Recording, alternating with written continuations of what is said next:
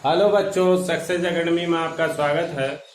कल हमने आपको रासायनिक अभिक्रिया का पहला चैप्टर पढ़ाया था, जिसमें उसके टाइप्स हमने करवाए थे: संयोजन, वियोजन, विस्थापन और द्विविस्थापन अभिक्रियाएं, और कुछ प्रमुख अभिक्रियाओं की चर्चा हमने किया था।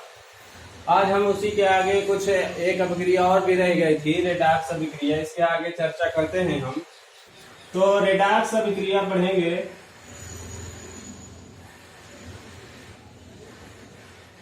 रेडॉक्स अभिक्रिया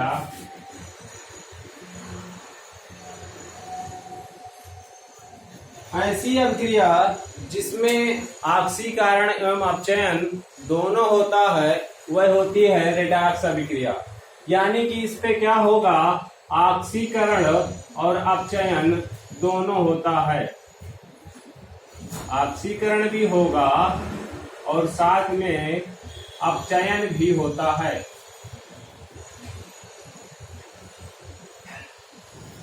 तो वह कैसी अभिक्रिया होगी, रेडॉक्स अभिक्रिया। इसका एग्जांपल देखेंगे।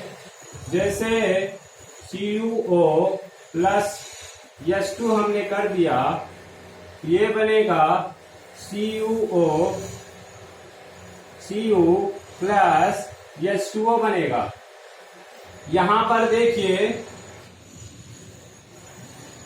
जिसपे ऑक्सीजन का योग होता है, हमने ऑक्सीकरण उपचयन की परिभाषा बताई थी आपको कि जिसपे ऑक्सीजन का योग होता है, ऑक्सीजन की वृद्धि होती है, वह ऑक्सीकरण अभिक्रिया होती है।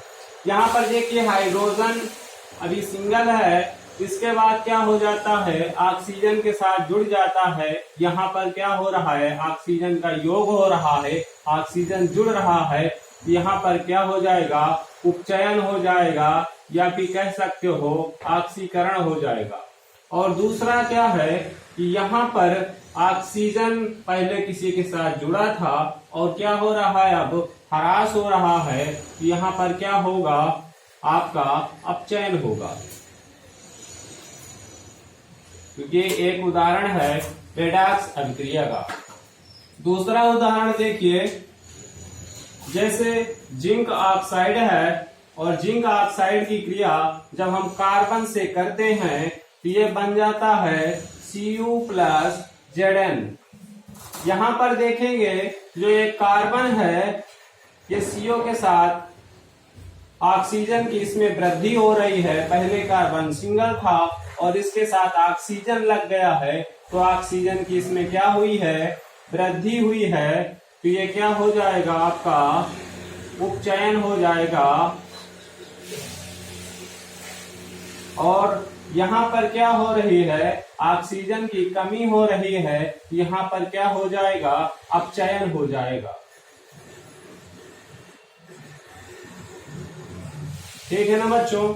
जहां पर ऑक्सीजन का योग हो रहा हो तो वहां पर ऑक्सीकरण अभिक्रिया होती है, और जहां पर ऑक्सीजन का ह्रास या कमी हो रही हो तो वहां पर उपचयन अभिक्रिया होती है, वो अपचयन अभिक्रिया होती है, सॉरी। अब यह रेडॉक्स अभिक्रिया है जिसमें ऑक्सीकरण और अपचयन दोनों होता है। ये भी इम्पोर्टेंट है, आपका समीकरण दे देगा और पूछेगा एक ऐसी अभिक्रिया है, विकल्प भी दे देगा, संयोजन है, वियोजन है, या फिर रेडॉक्स अभिक्रिया है। तो यदि ऑक्सीकरण और अपचयन दोनों हो रहा होगा तो वहां पर रेडॉक्स अभिक्रिया होगी। इसके बाद देखते हैं हम, परीक्षाओं में क्लास 10th में संतुलित करने के लिए भी आता है। तो इसलिए सबसे पहले हम थोड़ा रासायनिक सूत्र का बनना, क्योंकि कमजोर बच्चे रासायनिक सूत्र का बनना नहीं कर पाएंगे, तो हम रासायनिक सूत्र का बनना थोड़ा आपको बताते हैं कि कैसे रासायनिक सूत्र बनाया जाता है।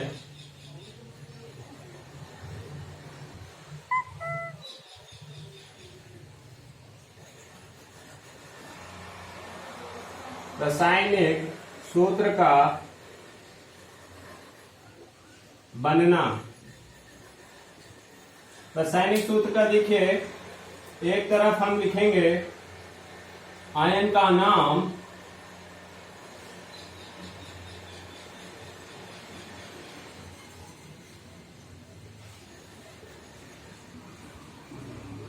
और दूसरी तरफ लिखेंगे संयोजकता।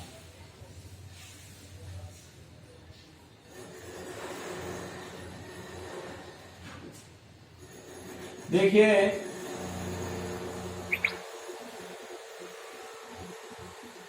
आयन के नाम में देखिएगा जितने भी आपके हाइड्रोजन हैं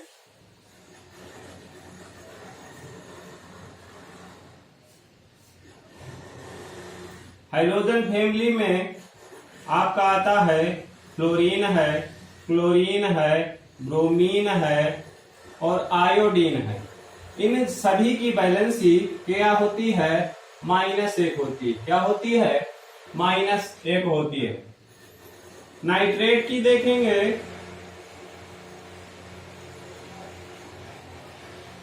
तो नाइट्रेट होता है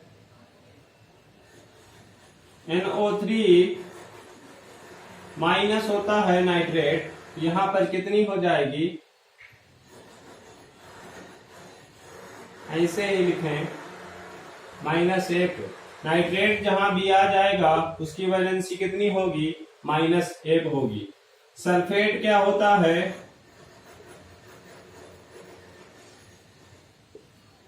SO4 डबल निगेटिव होता है। तो इसकी वैलेंसी कितनी आ जाएगी? -2 होती है। ये -2 चार्ज लिखा हुआ है, ये इधर लिखा हुआ है। ये सल्फेट की हो गई। नाइट्रेट है, हाइड्रोजन है, एसीटेट है। एसीटेट लिखा जाता है CH3COO-। इसके -1 हो गई। इसके बाद देखिए आप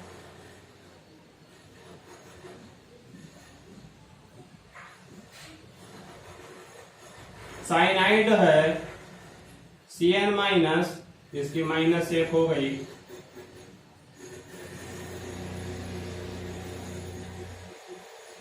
सल्फाइड है यस, डबल माइनस होता है, यहां पर डबल माइनस हो गया। ठीक है, यहां पर ध्यान दीजिएगा सल्फाइड वाले केस में कि सल्फेट जो होता है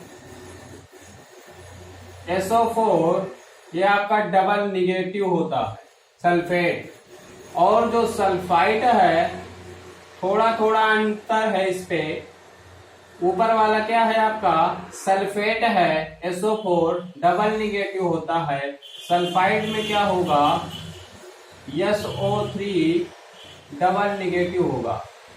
ठीक है, एक होता है आपका सल्फाइड होता है। क्या होता है? सल्फाइड, ये आपका डबल निगेटिव होता है। सल्फेट, सल्फाइड और सल्फाइड कंफ्यूज मत होइएगा, ये अलग अलग है। इसी तरह देखिए आपको हम बता दें, एक और रह जाता है आपका फास्फेट। तो फास्फेट का होगा PO4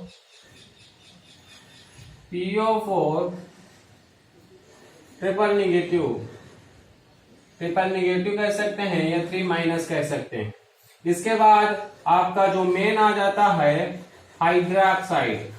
क्या आता है? हाइड्रोक्साइड।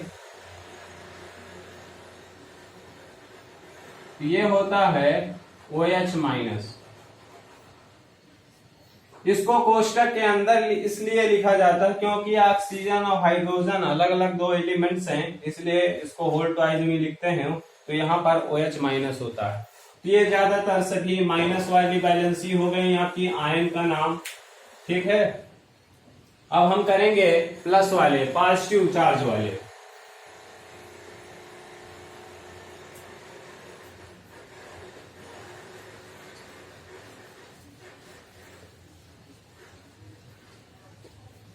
देखिए पॉजिटिव चार्ज वाले देखेंगे तो एस ब्लॉक के जितने भी एलिमेंट है उनकी वैलेंसी +1 होती है। एस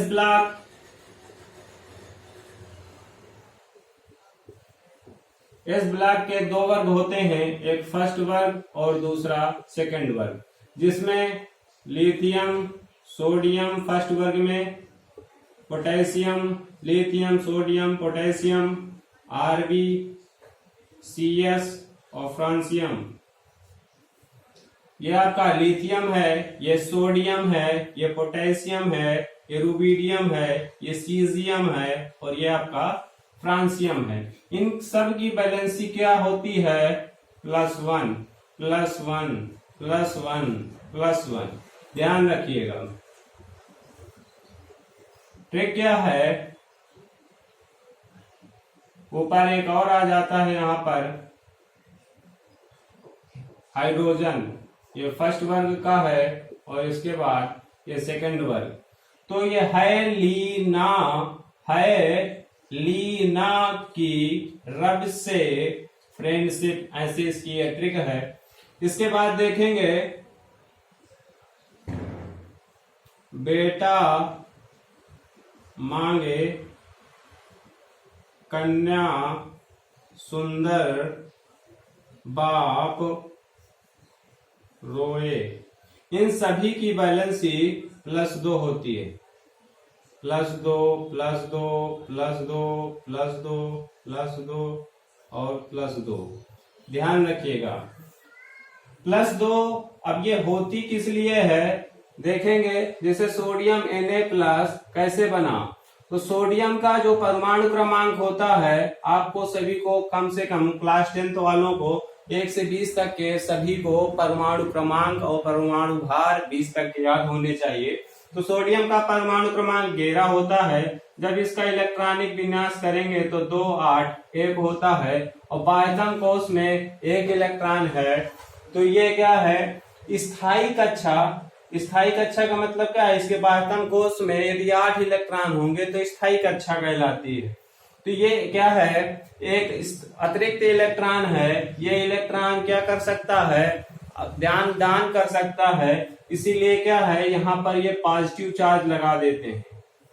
क्या कर देते हैं, पॉजिटिव चार्ज लगा सकते हैं। जैसे Cl है, Cl का होता है 2 8 7 हो जाएगा, क्योंकि इसका परमाणु क्रमांक होता है 17। तो इसको अष्टक पूरा करने के लिए, ये अष्टक से एक अधिक है इसलिए एक दान कर सकता है। और जिसके पास अष्टक यदि यहाँ पर 7 की जगह 8 हो जाए तो इसका भी अष्टक पूर्ण हो जाएगा। ये क्या करता है, एक इलेक्ट्रॉन इसे लेना ज्यादा उचित रहेगा। तो ये क्या करता है, एक इलेक्ट्रॉन ले लेता है और अपनी स्थायी कक्षा को पूर्ण कर लेता है। इसलिए इसको स्थायी कक्षा पूर्ण करने के लिए 1 इलेक्ट्रॉन की जरूरत है। इसीलिए इसकी वैलेंसी -1 होती है। ठीक है। इसी तरह मैग्नीशियम है। मैग्नीशियम का देखेंगे तो मैग्नीशियम जो होता है इसका परमाणु क्रमांक है 12। तो ये हो जाएगा 2 8 2। तो बाह्यतम का कोश में जितने भी इलेक्ट्रॉन होते हैं वह उसकी संयोजकता होती है। बैलेंसी निकालने का एक तरीका भी है,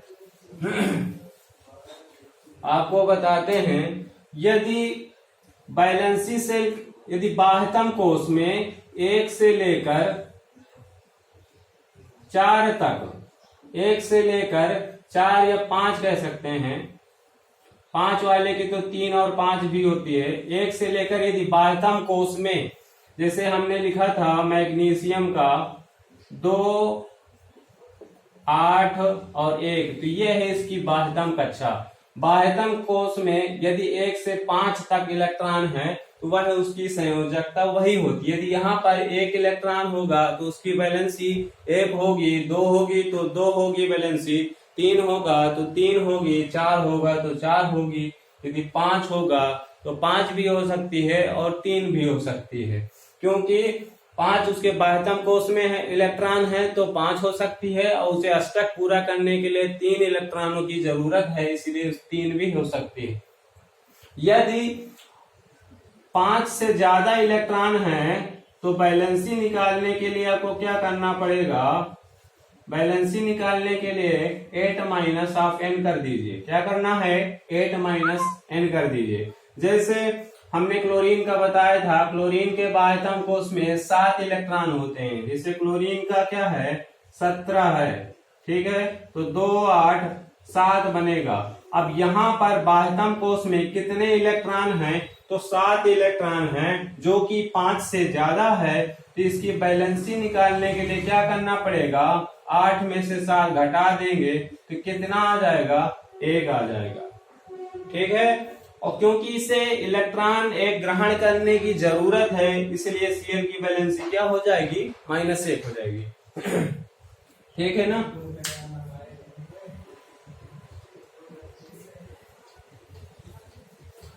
अब देखते हैं आपको सूत्र बनाना कैसे करना है। कुछ एलिमेंट लेंगे और इसके बाद आपको एक्सरसाइज करना है। जैसे हमने ले लिया कैल्शियम, ले लिया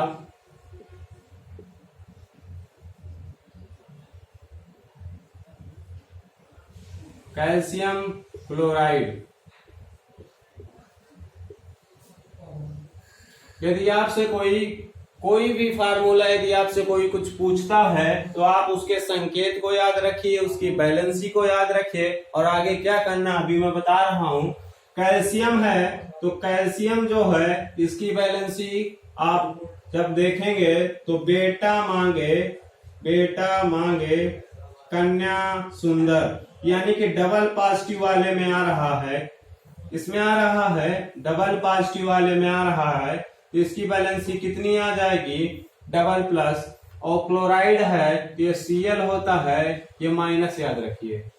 कैल्शियम डबल पॉजिटिव होता है, Cl माइनस होता है। अब आपको क्या करना है, इसकी बैलेंसी इधर साइड लगाना है और इसकी बैलेंसी Cl के बाद लगाना। देखिए इसकी बैलेंसी कितनी है, 2 है, इसकी बैलेंसी कितनी है, 1 है, तो 1 इधर लगेगा, यानी कि Ca1 लिख सकते हैं। और Cl है तो Cl में इधर साइड की बैलेंसी लगेगी, ऐसे आप बना सकते हैं एरो के द्वारा। तो यहाँ पर ये हो जाएगा, क्योंकि 1 लिखा नहीं जाता तो इसीलिए इसका जो फार्मूला हो जाएगा CaCl2 हो जाएगा। क्या हो जाएगा, CaCl2 हो जाएगा। यहाँ पर किसी का भी पूछ सकता है, देखिए आपको हम चेंज करके दिखा रहे हैं। यदि यहाँ पर नाइट्रेट कर देता है तो इसका फार्मूला क्या हो जाएगा, कैल्शियम का वही होगा Ca डबल पॉजिटिव, और नाइट्रेट क्या होता है CO3 माइनस। अब इसकी जो बैलेंसी 1 है, यहाँ पर आप प्लस और माइनस को भूल जाइए, केवल आप नंबर देखिए। यहाँ पर प्लस का 2 है और यहाँ पर क्या है 1 है, तो यहाँ पर CaNO3 को ऐसे लिख दीजिए। ये यहाँ पर 1 है तो किस में लगेगा, Ca में, तो 1 लिखा नहीं जाता। और Ca में कितने चार्ज हैं, 2 है, तो 2 किस में लगेगा, NO3 में लगेगा। अब NO3 में 2 अलग अलग एलिमेंट हैं, नाइट्रोजन ऑक्सीजन, इसलिए यहाँ पर क्या लगा देंगे, होल ट्वाइस, और यहाँ पर लिख देंगे 2।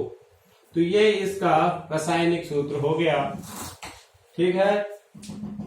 इसके बाद देखिए आपको और बताते हैं, यदि इस एलिमेंट को मैं यहाँ पर चेंज कर दूं, यहाँ पर मैं सोडियम नाइट्रेट कर दूं, सोडियम नाइट्रेट, तो यहाँ पर क्या हो जाएगा, Na+ हो जाएगा। क्या हो जाएगा, Na+ हो जाएगा। अब देखिए हमको ये, आप पहले अगल बगल इसको लिख दीजिए NaNO3। अब इसकी बैलेंसी इसके बाद लगाना है, तो यहाँ पर इसकी बैलेंसी भी 1 है और इसकी बैलेंसी 1 है, तो 1 और 1 लिखेंगे तो इसका कोई मतलब नहीं है, तो NaNO3 आपका बन जाएगा, ठीक है। यदि बैलेंसी बिल्कुल बराबर है, 1 और 1 है, तो आप उसको तुरंत जोड़ सकते हैं, ठीक है। ऐसे करके ये बनेगा। जैसे इसी की जगह मैं इसको सल्फेट कर दूं, सल्फेट है तो यहाँ पर क्या हो जाएगा, SO4 ये डबल निगेटिव होता है। यहाँ पर आप Na और SO4 को लिख लीजिए पहले।